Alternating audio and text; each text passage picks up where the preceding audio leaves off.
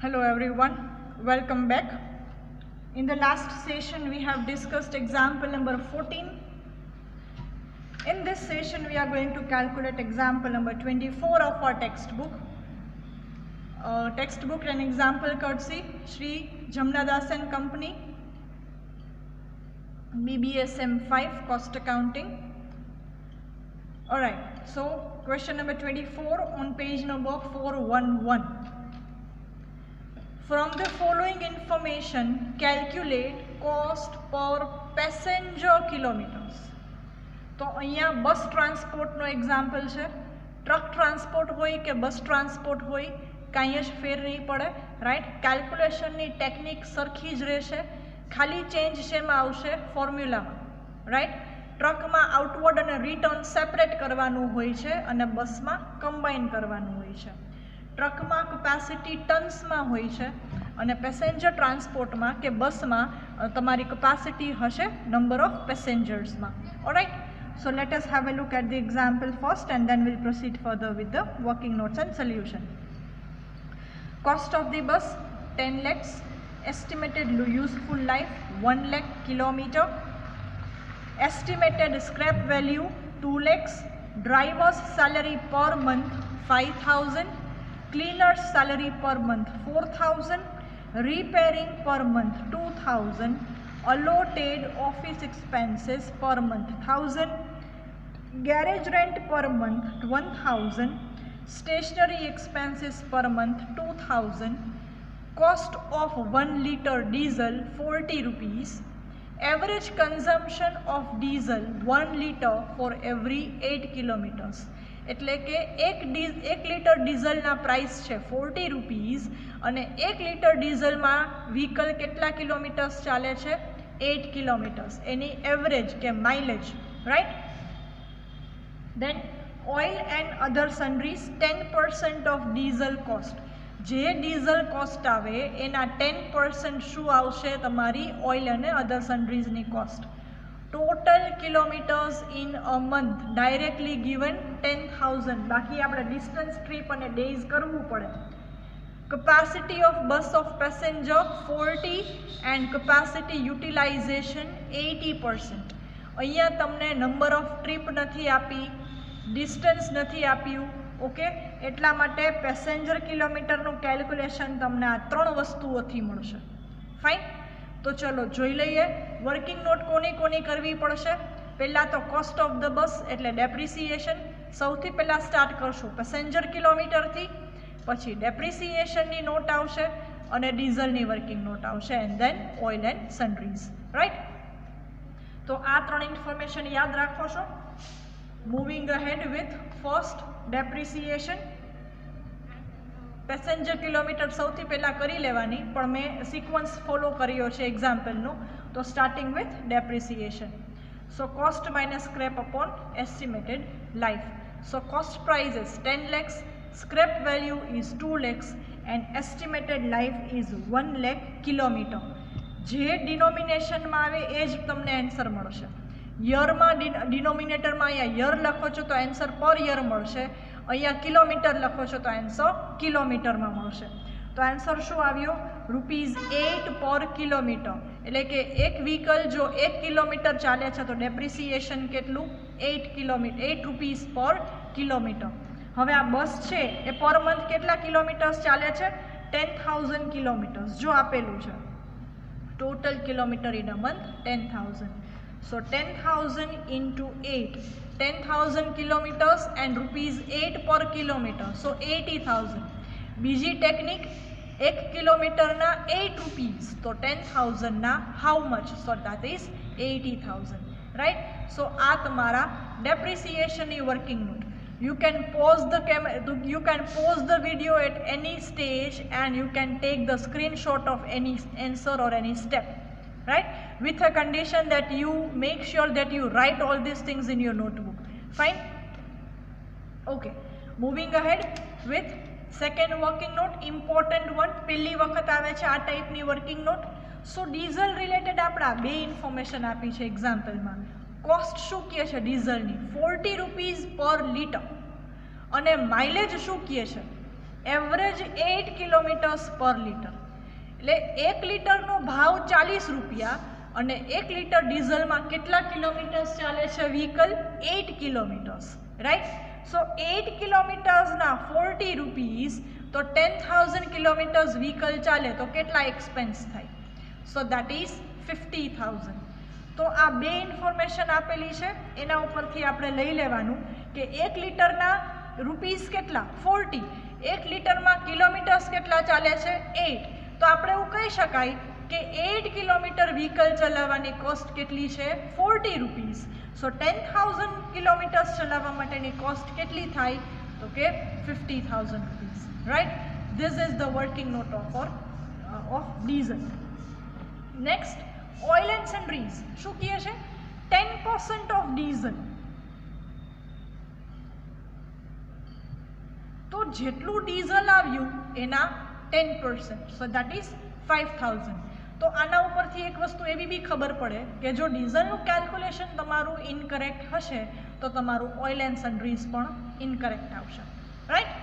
And now last one, passenger kilometre, કેમ કે આપણે એની જરૂર પડવાની છે. So number of passengers into kilometre, આપણા ફોર્મ્યુલા મેં તમને આપેલી પણ છે. સો નંબર ઓફ પેસેન્જર્સ કેટલા છે? 40 અને 80%. સો 40 ઇન્ટુ 80% અને કિલોમીટર્સ કેટલા? 10,000 કિલોમીટર્સ. સો પેસેન્જર કિલોમીટર કેટલા થયા? 3,20,000 passenger kilometres. So altogether 4 working note in this example: depreciation, diesel, oil and passenger kilometers, right? Now moving ahead with the statement. See, just a minute.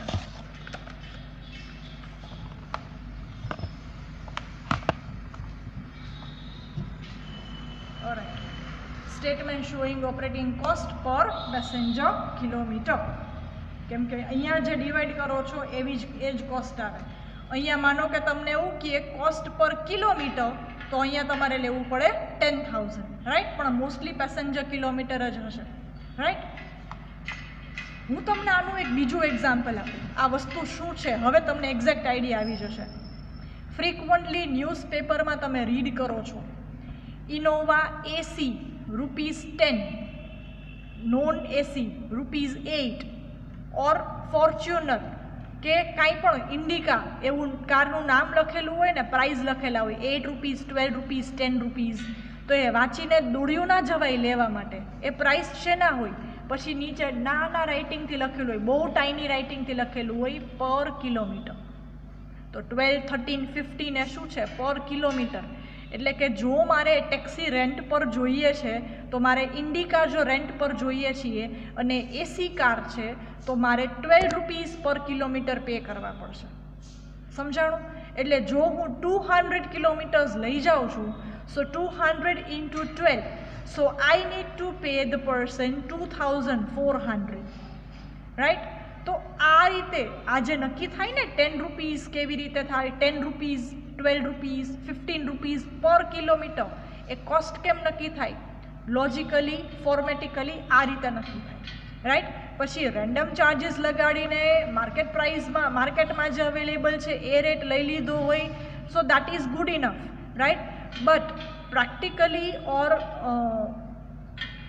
Basically તમારી cost છે આ રીતે નક્કી થતી હોય છે, રાઈટ. તો એ ઇન્ડિકા ₹12 પર કિલોમીટર, ઇનોવા ₹15, ₹18 પર કિલોમીટર. તો એ ₹18 કેવી રીતે આવે ને, એ આ ફોર્મેટિંગથી આવે, right. So now moving ahead with the question again. Format draw કરી લેવાનું. ફિક્સ્ડ કોસ્ટ 10 ટોલરન્સ છોડી દેવાની, વેરિયેબલ કોસ્ટ અને હેડિંગ લખીને મૂકી દેવાનું. પછી ક્વેશ્ચનનો સિક્વન્સ જોતા જવાનું, જે જે વસ્તુઓ આવતી જાય એનું પોસ્ટિંગ કરતું રહેવાનું. તમારી સામે તમારો ક્વેશ્ચન રાખો છો. સૌથી પહેલી બે ઇન્ફોર્મેશન છે ડેપ્રિસિએશનની, રાઈટ. તો સૌથી પહેલાં લખી નાખવાનું ડેપ્રિસિએશન ક્યાંથી આવ્યું, તો કે વર્કિંગ નોટ નંબર 1માંથી 80,000. પછી ડ્રાઈવર્સ સેલરી, તો એ ફિક્સ્ડ એક્સપેન્સ થશે. Cleaners salary again fix. Repairing variable. Office expense fix.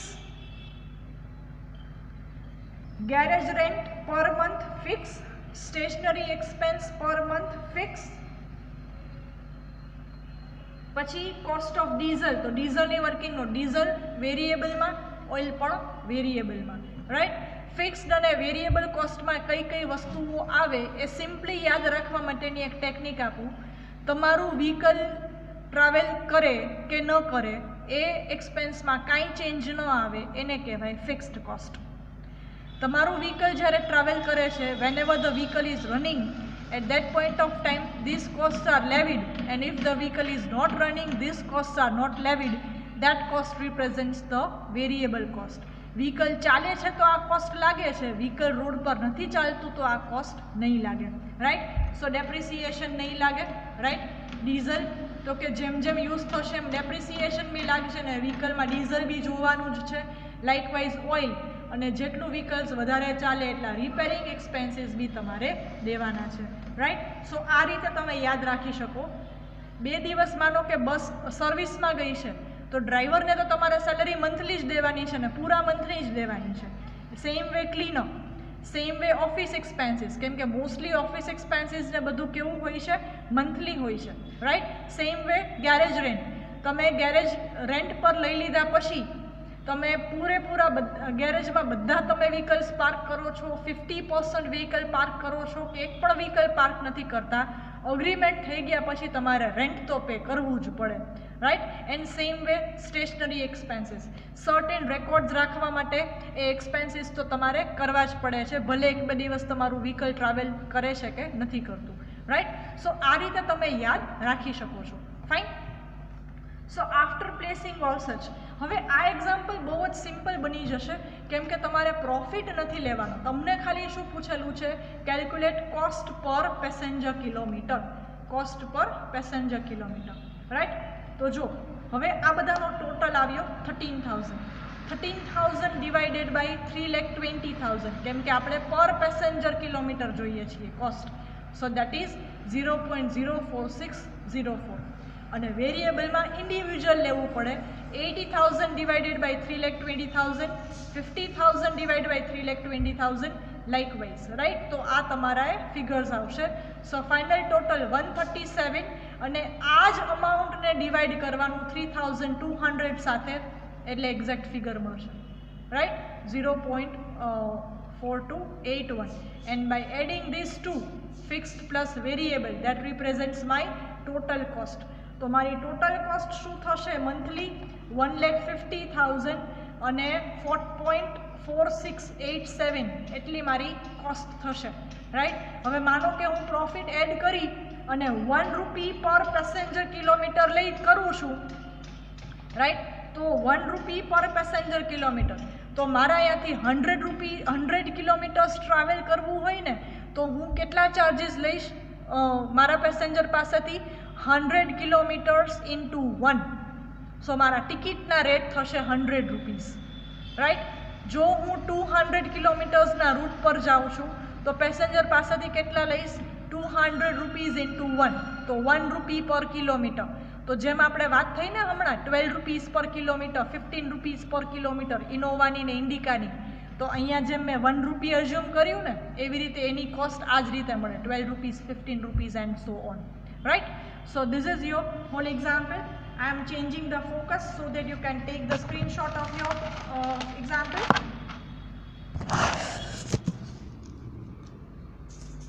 See, this is your working note of example number 24. And this is your statement of example number 24. Right? In the next session, we are going to solve another example. So till then, just write this down in your notebook, right? Thank you all.